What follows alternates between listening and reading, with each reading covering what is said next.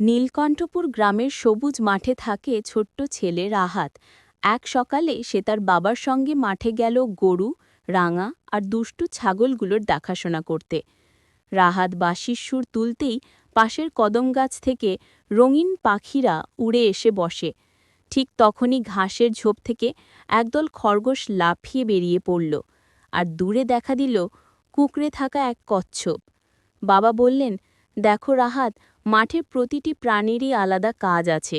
কেউ আমাদের খাবার দেয়, কেউ প্রকৃতিকে রক্ষা করে, আর সবাই মিলেই এই পৃথিবীটাকে সুন্দর রাখে। রাহাত মনোযোগ দিয়ে সব প্রাণীদের দিকে তাকালো। সে বুঝল ছোট বড় সব প্রাণীকেই ভালোবাসা আর যত্ন প্রয়োজন। দিনের শেষে রাঙা গরু মাথা ঠেকিয়ে রাহাতকে যেন ধন্যবাদ জানালো। রাহাত হাসল এবং বলল, আমি তোমাদের বন্ধু। সবাই মিলে থাকলেই মাঠটা আনন্দের রাজ্য।